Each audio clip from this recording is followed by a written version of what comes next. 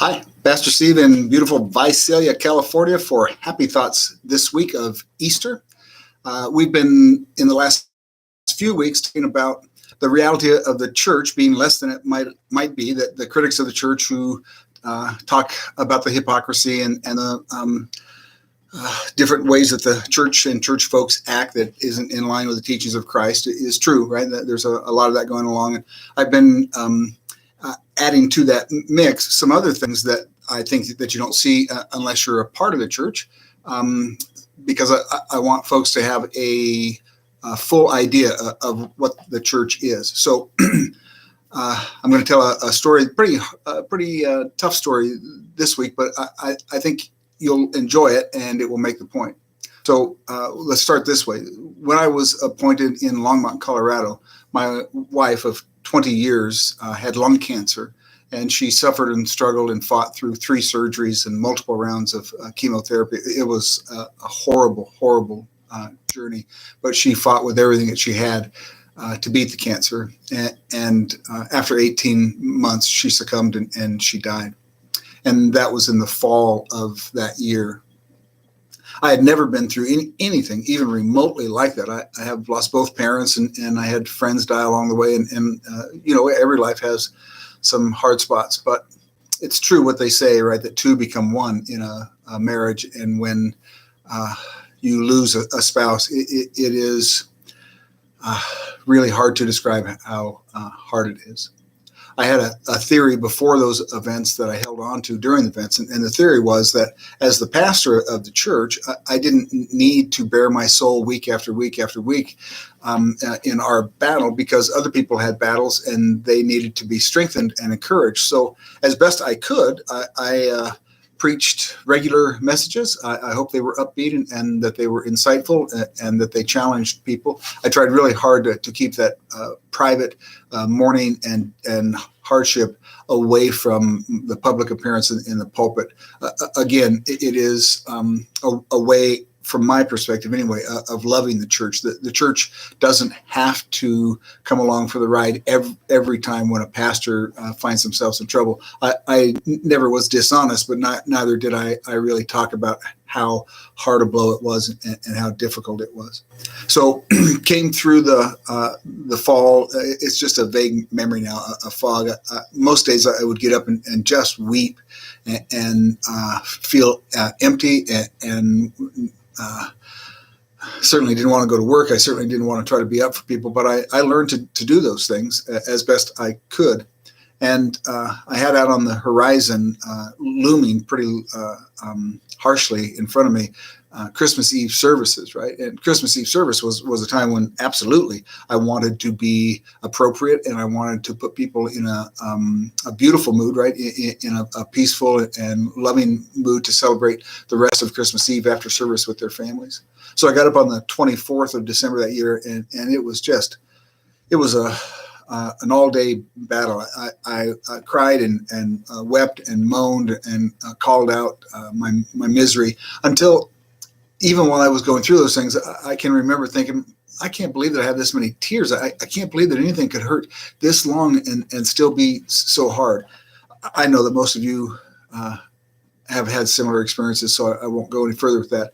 I spent all day long getting ready for the 2 Christmas Eve services. One was early evening and one was mid-evening. And I really had in my mind, right, that the way forward for me was to conduct myself well and to get through those services without laying a burden on other folks. And God helped me, right? I cowboyed up, if I guess I pastored up. I made it through the 2 services, and I delivered the message that I had written, which was hopeful and relatively light and sweet, I hoped.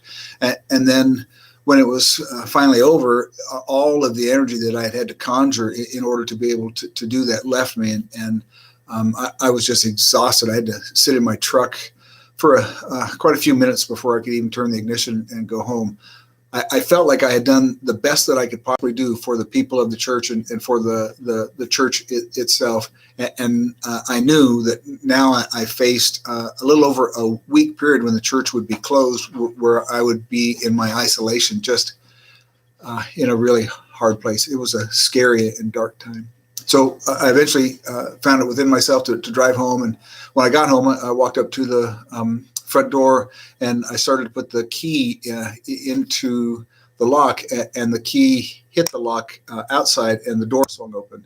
And my first thought was, well, I haven't locked the door. And then I saw that the house was full of muddy footprints, and that somebody had been in the house while I had been gone. So I knew right away, while I was at church preaching about the love of God, somebody was in my house stealing things, and it was just overwhelming, horrible. So I gathered myself, and I decided I should check out where all the footprints went. Never dawned on me that whoever had been in the house might still be there. Didn't worry about that.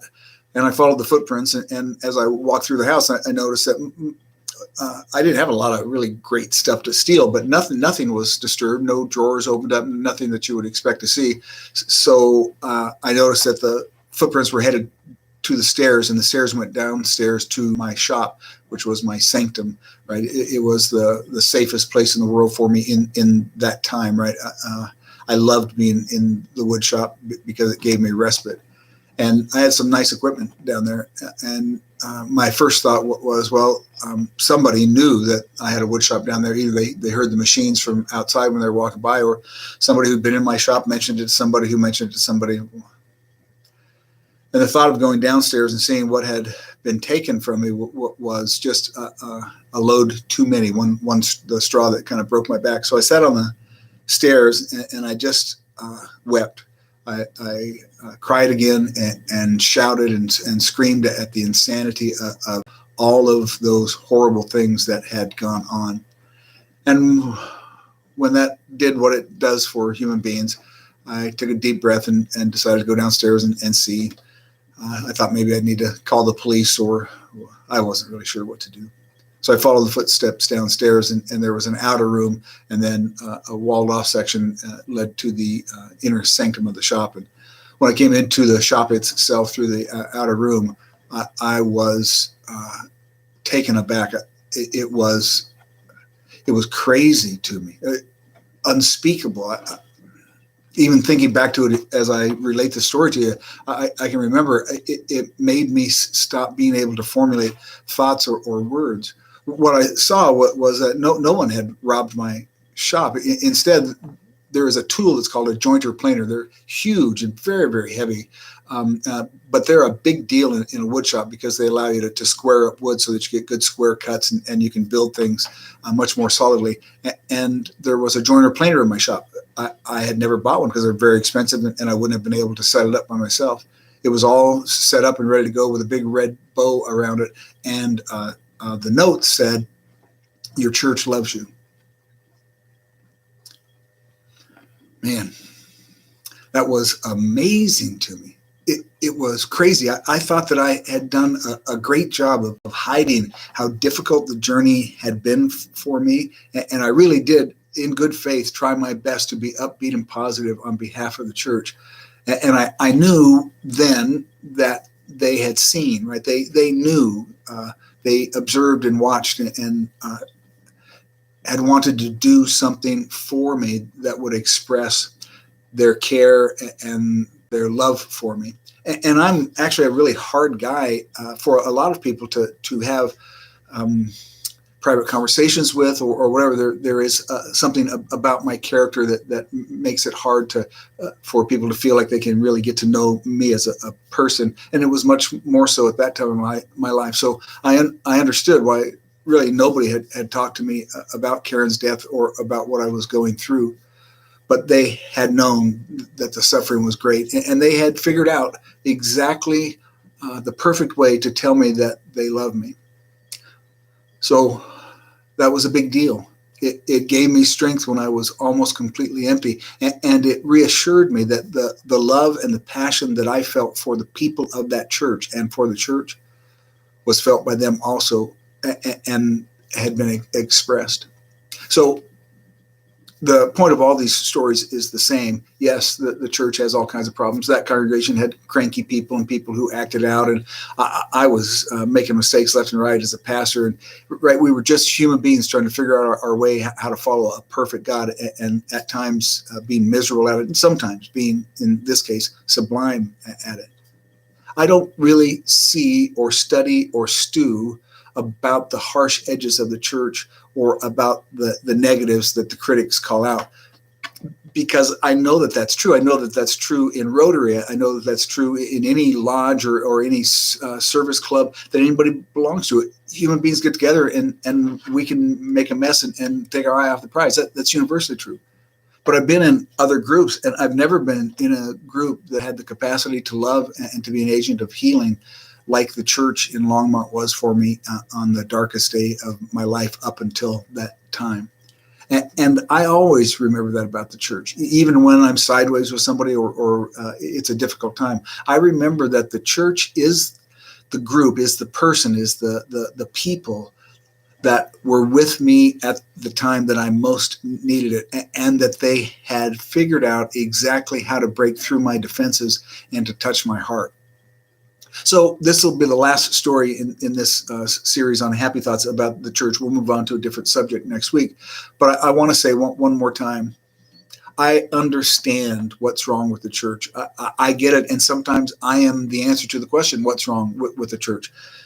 Again, no excuses. We're human beings, and sometimes we should do better, and we don't.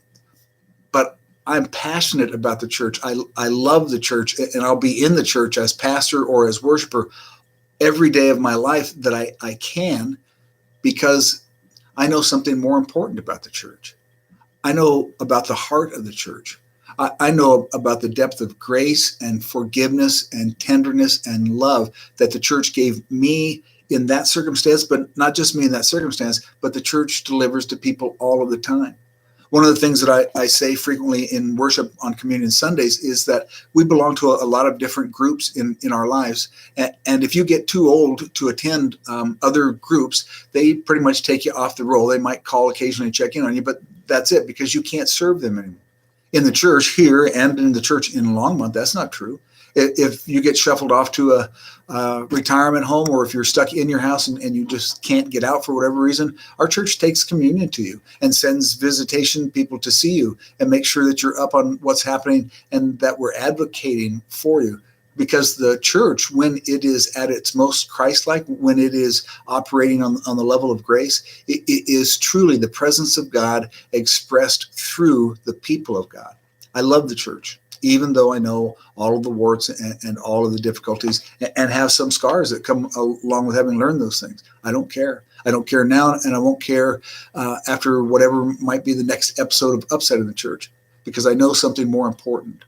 The church, theologians tell us, is the repository of the grace of Jesus Christ. And I know for a fact that's true. And because I'm desperate for the grace of Jesus Christ in my life, I'll always support, I'll always be passionate about, and I'll always take my place amongst the people who follow Jesus Christ, called the church. So if you have a church, I hope these stories have helped you to remember your own self, some of the beautiful, graceful things that churches are doing. And if you don't have a church because you've been put off by the things that we've talked about in other times, I hope that you'll listen closely, that you'll think about these things in your mind, and that you'll know it is true. The church is just like you are. The church is just like I am. It has rough edges. It has areas where it sure could do better and could grow. But that's never been the point, that it's not perfect. It is perfecting itself in the way that it loves and cares for other people. You won't find more abundant love or grace or caring any other place on God's green earth than the church. So go find a church. Find a church that fits you, that you feel safe at, that you feel welcome at. Worship God, follow Jesus, and when you get the chance, be an agent of grace for somebody who's at a really bad time. So this is Happy Thoughts before Easter, and I hope that you have a really beautiful, happy Easter. We're certainly planning on it here. We have a couple of baptisms and several new members to join, even in the time of COVID. That's a real blessing, and we'll be worshiping outside and just having a great time with people that I know and people that I love and people who I know love me too. God bless you, and we'll see you next week on Happy Thoughts.